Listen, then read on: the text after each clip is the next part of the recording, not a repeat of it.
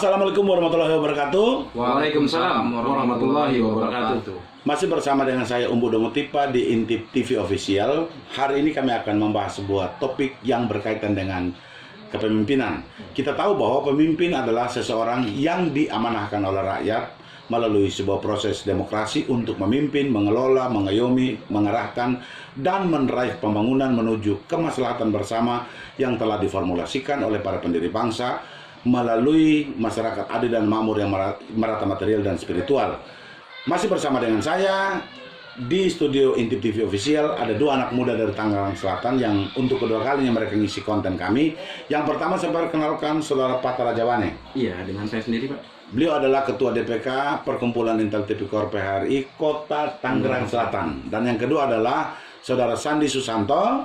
Iya, saya sendiri, Pak. Ketua Bidang Organisasi dan Kaderisasi pada Perkumpulan Intel Tipikor PHRI Kota Tangerang Selatan. Dan hari ini secara khusus kami akan mendiskusikan sebuah tema yang diberi judul Anak Muda Bicara Standar Pemimpin Tangerang Selatan, begitu ya? Iya. Nah, ada pertanyaan nih untuk kalian dua. Pertanyaannya adalah, apa sih yang kalian dua pahami sebagai anak muda tentang kata kepemimpinan? Kalau menurut pribadi saya, pemimpin itu penerima amanah yang dipilih secara demokratis dalam satu proses pemilihan oleh rakyat.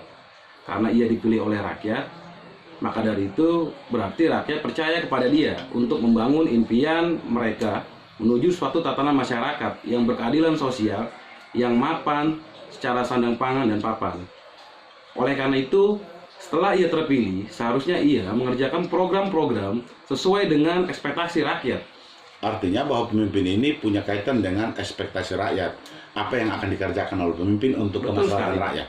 Oke, menurut Pak Sandi? Menurut saya harus betul-betul disadari oleh seorang pemimpin bahwa ia adalah pelayan masyarakat yang telah dipilih untuk melaksanakan tugas pelayanan kepada masyarakat. Artinya, setiap pemimpin adalah alat bagi konstitusi dalam mewujudkan masyarakat yang adil dan makmur, yang merata material maupun spiritual itu. Setelah terpilih, ia tidak lagi melakukan kehendaknya sendiri, melainkan perintah konstitusi sebagai tolak ukur dalam mewujudkan kedaulatan rakyat. Artinya bahwa apapun yang dia kerjakan ukurannya konstitusi. Dan konstitusi adalah penjamin dari kedaulatan rakyat. Terima kasih, luar biasa jawaban dua anak muda ini. Berikutnya, saya ingin tahu sih apa yang kalian paham tentang karakter seorang pemimpin. Menurut kalian itu, seorang pemimpin itu harus memiliki karakter seperti apa, Pak Ketua? Pemimpin itu adalah seorang teladan yang perkataan dan perbuatannya bisa dipegang dan dipertanggungjawabkan menurut saya. Dan ia pun menghadirkan dirinya sebagai panutan bagi semua rakyat yang ia pimpin. Pemimpin juga haruslah seorang pekerja yang nggak cuma duduk di belakang meja dan masa bodoh dengan fakta lapangan. Artinya bahwa pemimpin itu harus turun tangan mengerjakan program yang ia buat saat kampanye, serta mengaplikasikannya di masyarakat. Pemimpin juga harus menjadi motivator yang memberikan dorongan kepada seluruh rakyatnya untuk berpartisipasi langsung dalam membangun bangsanya. Jadi menurut pemahaman saya, pemimpin itu harus multitasking. Ya, setuju sekali, pemimpin harus multitasking. Dengan indikatornya adalah harus bisa jadi teladan, harus bisa jadi pekerja yang nunjukin cara kerja yang benar kepada orang yang dipimpin, dan yang berikutnya menjadi motivator. Setuju sekali. Kalau menurut Pak Sandi? Kalau menurut saya sih, menjadi pemimpin itu haruslah menjadi pelayan untuk orang-orang yang dipimpin. Harus mampu memberikan yang terbaik semanis saat dia kampanye. Jangan lagi waktu kampanye tebar 1000 janji, saat terpilih tidak ada satupun yang dikerjakan. Karena itu pemimpin yang terbaik menurut saya wajib menyatukan antara apa yang dikatakan saat kampanye dulu dan perbuatannya melalui program kerja nyata saat terpilihnya, Pak. Setuju sekali. Apa yang dia kampanyekan jangan cuma manis pada saat kampanye. Ya, nggak usah nyari bunyinya lah. Betul, tetapi juga harus benar-benar bekerja untuk rakyat. Setuju sekali, setuju sekali. Nah, pertanyaan selanjutnya, bagaimanakah menurut kalian cara seorang pemimpin dalam memimpin kota kalian, yaitu kota Tangerang Selatan? Menurut Pak Ketua? Pertama-tama, kota Tangerang Selatan adalah penyangga ibu kota Jakarta. Kota Tangerang Selatan ini pun multikultur, multiras, multiagama.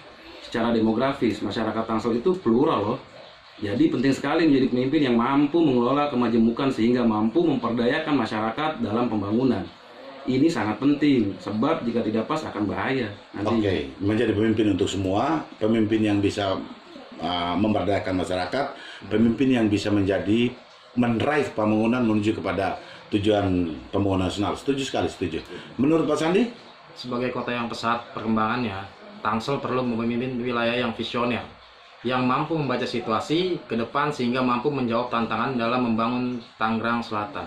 Setuju sekali. Visioner itu kata kuncinya. Ya. Seorang pemimpin itu harus bisa membaca situasi ke depan. Betul, Pak. Pemimpin tidak hanya berbicara hari ini kan, tetapi dia berbicara tentang ke depan. Karena dia membawa kita menuju ke depan, bukan ke belakang. Setuju sekali. Nah, pertanyaan selanjutnya untuk teman-teman. Apa sih pandangan kalian tentang Tangsel ke depan? Tentu tadi kan Pak Sandi mengatakan visioner. Nah, pertanyaan saya sekarang saya kembalikan kepada kalian berdua. Apa sih pandangan kalian tentang Tangsel ke depan? Iya, seperti yang tadi saya bilang bahwa Tangsel itu kota penyangga ibu kota. Oleh karena itu, kami memiliki keyakinan akan pesat berkembangnya ke depan kota Tangerang Selatan.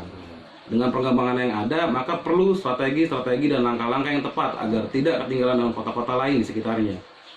Dan seorang pemimpin Tangsel perlu melihat perkembangan wilayah lain juga sebagai sebuah acuan perbandingan.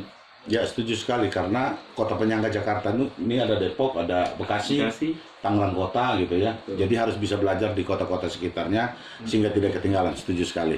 Kalau menurut Pak Sandi? Saya mencoba melihat dari sisi lain kota ini ya, bahwa ke depan kota ini multikultur dan multidimensi. Karena itu persoalannya pun pasti akan lebih rumit. Kami sebagai generasi muda, kami berharap supaya pemimpin mampu membaca situasi ini. Setuju sekali, pemimpin yang mampu membaca situasi.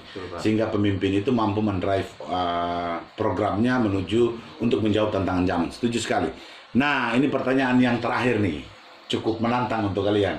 Ini kan kalian, saya yakin ke depan kalian adalah calon-calon pemimpin Tangsel. Amin. Bisa jadi wali kota, bisa jadi anggota DPRD, Amin. dan lain-lain ya. Nah, menurut kalian di Tangerang Selatan ini ada nggak peluang untuk pemimpin milenial ke depan? Insya Allah sih saya yakin pasti ada dan wajib. Karena yang muda yang berkarya dan yang memimpin itu menjadi impian kami. Banyak wilayah, contohnya di Indonesia, yang dipimpin oleh para milenial. Dan hasilnya mereka cukup tepat dan berhasil.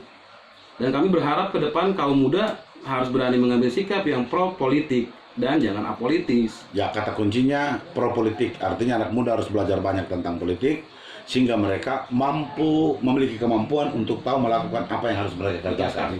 Karena ke depan kalian ini kan yang jadi penerus bangsa. Sebagai penerus bangsa, pastinya tidak boleh apolitis, harus pro politik. Setuju sekali.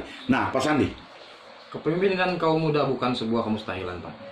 Sebab kami memiliki keyakinan bahwa anak muda itu lebih kontekstual dalam berpikir. Karena kami produk zaman ini yang terlahir di era modern dan era digital. Jadi jangan ragukan kami sebagai anak muda. Kami pasti mampu melakukan yang terbaik untuk bangsa Indonesia ini. saya setuju sekali. Tidak ada sesuatu yang mustahil. Ya. Kepemimpinan muda itu bukan sebuah kemustahilan. Pasti terjadi karena memang kalian anak produk zaman sekarang, anak zaman modern, anak di era digital yang tentunya akan jauh lebih paham tentang dunia kalian sendiri saat ini. Oke, itu saja yang kami diskusikan pada sore hari ini. Wassalamualaikum warahmatullahi wabarakatuh. Waalaikumsalam warahmatullahi wabarakatuh. Jangan lupa subscribe, Dan like video share, kami ya. komen video kami di bawah ini. Sangat. Karena dengan demikian kalian membantu untuk mengembangkan channel ini dan akan kembali menghadirkan anak-anak muda luar biasa ini untuk memberikan pandangan yang segar untuk kita semua. Terima kasih. Ya.